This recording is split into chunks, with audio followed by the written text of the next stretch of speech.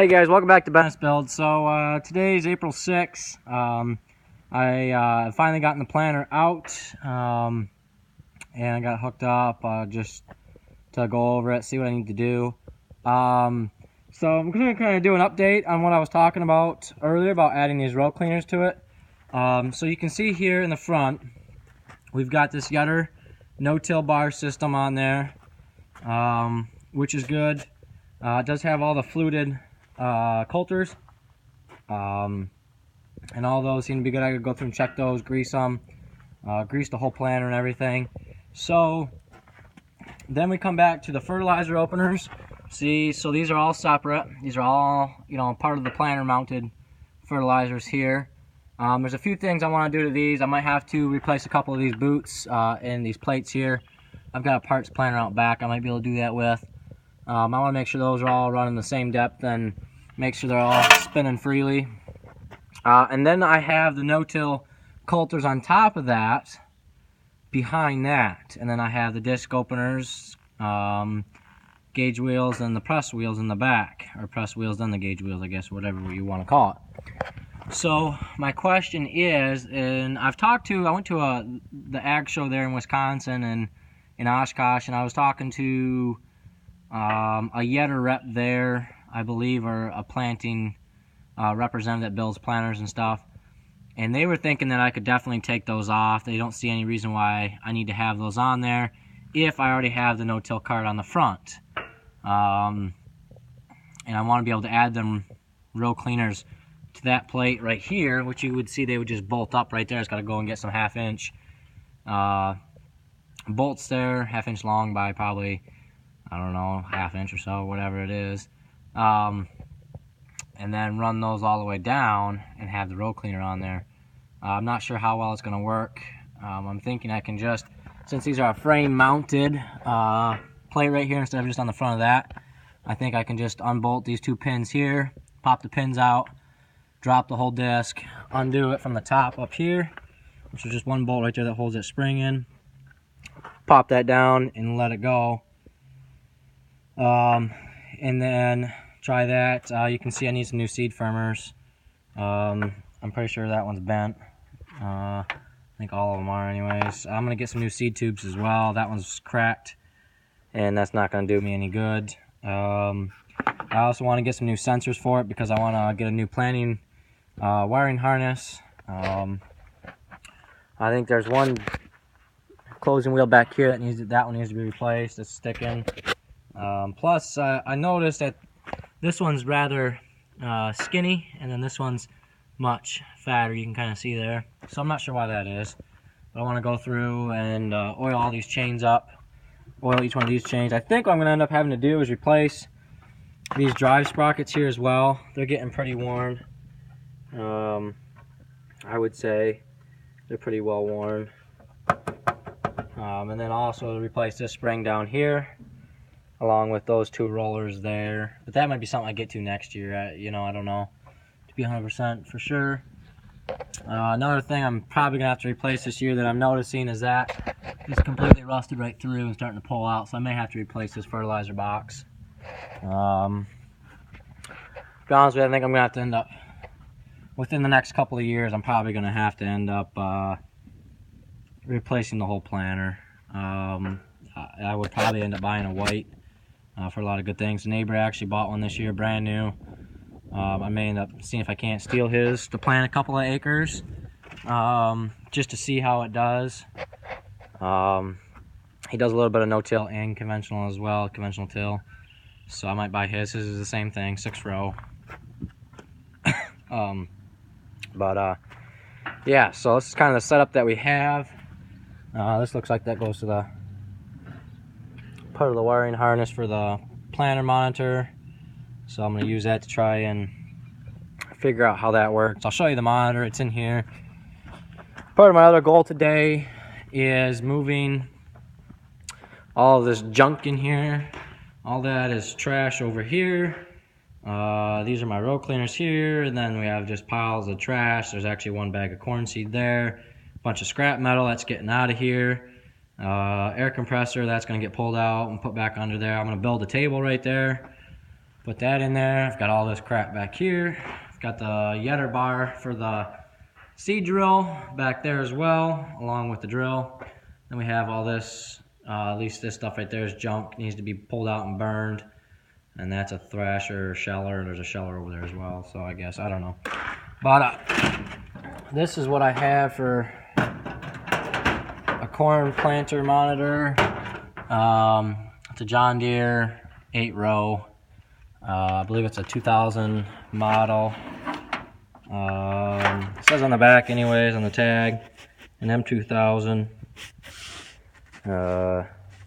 It's a Dickie John service, West Van Buren, and probably where we bought from. So I'm gonna try and get this installed on the planter. For this year, we didn't have it working last year. Something was wrong with it, I guess.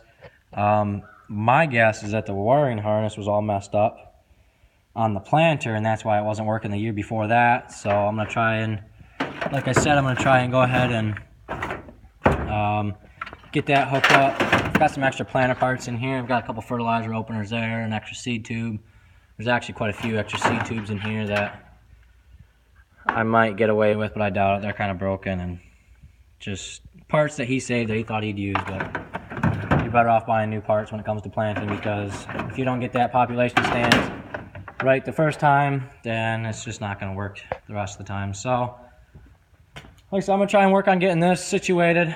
That air compressor there needs to be moved. All this trash needs to be pulled out as well. I'm going to take that air compressor, put it in this corner over here, and I need a motor for it. It comes with one. Come with like a 2.5 horsepower motor, but it's a 3-phase, and I don't want to buy a phase converter for $200. So I want to try and stick either a gas-powered motor on that, or try and find an electric motor big enough. This air compressor is brand new. I got it from work, and it's never been used. It's just been sitting in his shop, so not unused. So that's what I'm going to do with that. But for today, there's also a few other things I'm going to go through and fix on the planter. So this lockout mechanism right here on the planter is also broke. Something happened. I'm not sure exactly what, but you can see, maybe you can, maybe you can't see, that this is, well, it's broken anyways. It doesn't allow the pins to pull out, and there's no actual drive chain on this, because this sprocket is actually busted in half right there, that I'm just now noticing. I didn't realize that sprocket was broken. Not sure why. I'm probably not going to fix that this year, because I'd have to pull that whole shaft, and I don't really want to do that, although that shaft doesn't look too bad. Just kind of looking at that one there, make sure that thing's not broke either. But I've just got to go through and do all the maintenance on it. This one here, you know, I've got to make sure this chain stays tensioned properly, which right now it's not. This one here is the one that's broken. This is what I'm talking about. So for the locking mechanism to pull the pins out for road transport and field transport, that's got to get fixed. It also looks like the bearing's out right there. I can see that. So that bearing also has to be fixed. So we're going to work on that. The only issue is I need to find a spot for that gravity wagon there that has wheat in it still, this feed grinder. I think I'm going to try and stuff in this barn there just to have it out of the way so I can pull this thing in and out every day if I need to, because I do have a lot of work to do to it, and the work that I do got to do to it has to be done. If I don't get it done, I'm just wasting money going out there in the field and planting willy-nilly. So, like I said, I'm going to try and get it done. Like I said, I got to get new ketone seed firmers, or ketone seed firmers, whatever you want to call them. I'm just going to get all new ones and put them on exactly like that. So new seed firmers, new seed tubes, new wiring harness for the planter monitor. I got to figure out how many pin this is. I think it's, where did I see that at? It's up here on the front of the planter tongue. It looks like it's it's probably an 8 pin, because it's an 8-row. It come off an 8-row planter, I'm pretty sure. 4, 6, 8, 10. So there's actually 10 pins there, but I'm not sure you know, what it would be called. So I gotta try and look the number up on that and get it wired up. But I need to grease all these chains too. These are for the fertilizer drives. Gotta check that out. Oil those. Make sure this auger, cross auger, works good. Make sure it's cleaned out. There's no animals in there, because there has been a few chipmunks running around here, so I've been trying to get rid of them guys the best I can. So yeah, like I said, my plan is to get rid of these, add the row cleaners, and call it a day. But like I said, I've got to do some work to her first. So thanks for watching Bennett's Build today, guys. Stay tuned. It's warming up. It's probably 65 degrees right now, April 6th. My goal is to start planting on May 1st if the ground and weather conditions are nice enough. Everything is drying up pretty decent out here. This was a big slop hole last fall and early winter until it finally froze up. So I've got to fix this later on in the next couple of weeks. So maybe you guys will get to see me do that. Bring my loader down and get it all flattened out, plant some new grass or whatever. Fix this little bit in the field here. But it is still a little damp. But probably a 10-mile-an-hour wind today. Nice little breeze. So hopefully everything pans out for us, and we'll be planting by May 1st. I'm going to plant corn first, try and get that in the ground. I got a 95-day corn and I believe a 97-day corn. I ordered Beck's and DeKalb corn this year. I want to try the Beck's out compared to the DeKalb.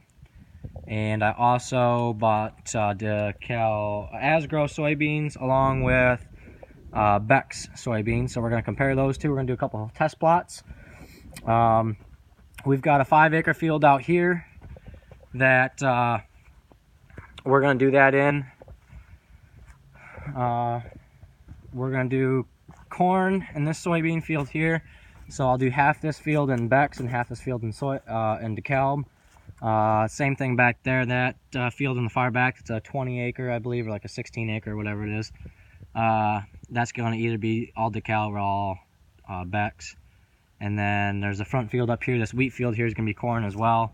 So that'll be planted all to DeKalb, I think. And then I'm going to do the other 2 fields in Beck's. But we'll see how it pans out.